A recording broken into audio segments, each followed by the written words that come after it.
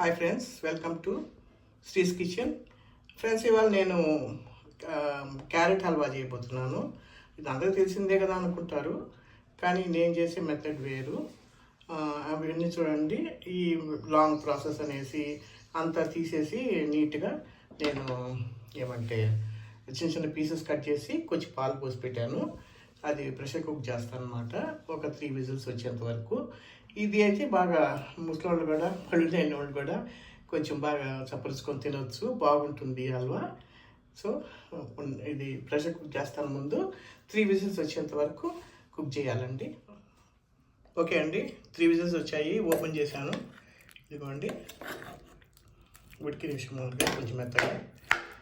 అది చల్లారాక దీన్ని మిక్సీ పట్టేసి మెత్తగా పేస్ట్ లాగా చేసుకుంటాను.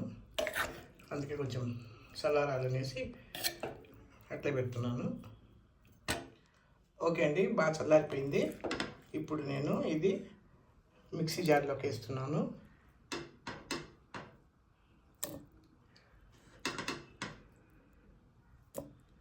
మిక్సీ జార్లోకి వేసేసి బాగా మిక్సీ పట్టేసి మెత్తగా తయారు చేసుకుంటాను.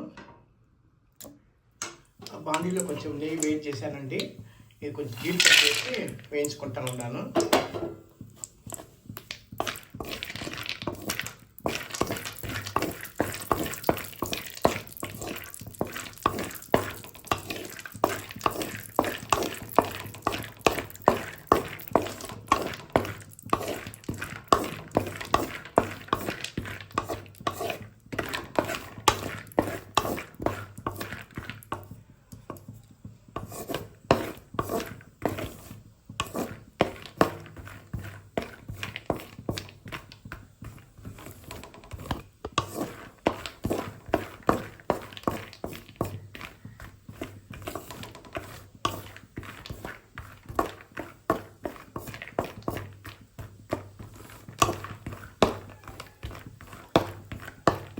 జీడిపప్పు వేగిపోయాయండి, తీసి పక్కన పెట్టుకుంటున్నాను. ఓకే అండి, స్టవ్ ఆన్ చేశాను. నెయ్యి వేస్తున్నాను. బాండీలోకి నెయ్యి వేస్తున్నాను.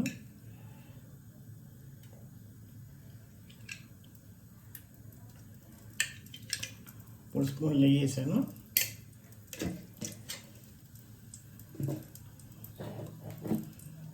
మళ్ళీ మెత్తగా మిక్సీ పట్టిన క్యారెట్ పేస్ట్ వేస్తున్నాను.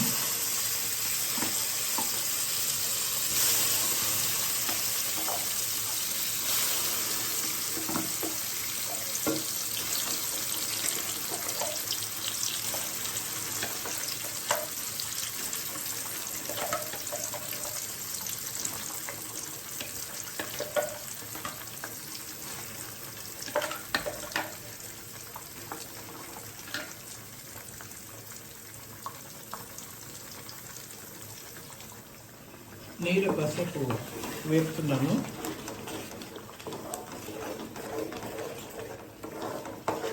కొంచెం అట్లా వేగిందంటే నీళ్ళు కొంచెం బాగా టేస్ట్ బాగుంటుంది. అందుకే కొంచెంసేపు అట్లా నేతిలో వేపుతున్నాను.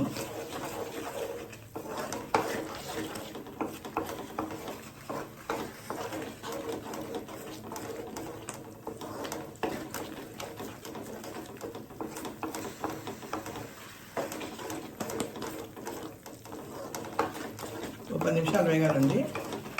అప్పుడు కొంచెం బాగా నీపించుకొని బాగుంటుంది.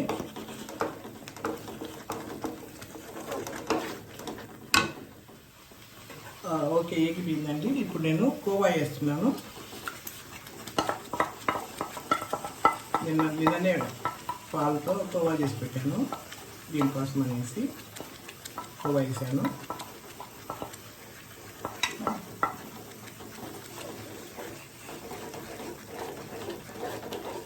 బాగా మిక్స్ చేసుకోవాలి.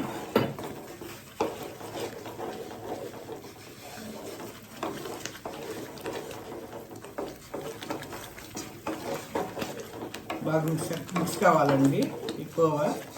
దీంట్లో కొంచెం జాగ్రత్త కలబెట్టేటప్పుడు, ఎందుకంటే చూడండి బుడగలు వస్తున్నాయి. చేతి మీద పడిందంటే కాలుతుంది. కొంచెం దూరంగా ఉండి చేసుకోండి.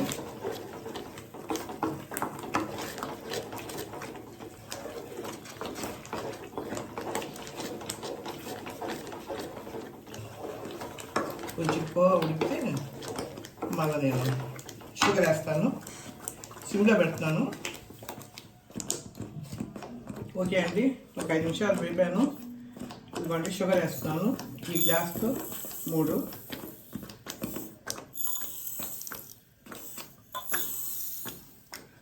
కొంచెం పడతాయి. సో బాగా కలుపుకోవాలి. షుగర్ వేసినప్పుడు మనం చాలా చాలా జాగ్రత్తగా ఉండాలా. ఎందుకంటే షుగర్ సిరప్ అది చేతి మీద పడిందంటే కాలుతుంది.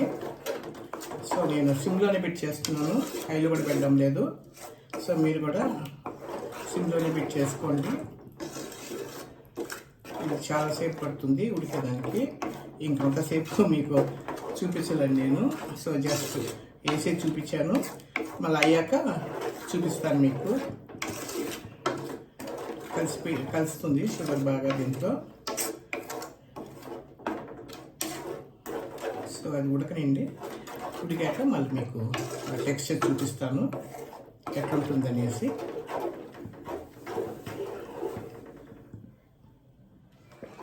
ఇదిగోండి, ఒక 15 మినిట్స్ నుంచి లో ఫ్లేమ్లోనే నేను కలుపుతూ ఉన్నాను. ఇంతవరకు థిక్నెస్ వచ్చింది. ఇంకా కొంచెం బాగా థిక్గా రావాలా. దీనికి బాగా పేషెన్స్ ఉండాలండి.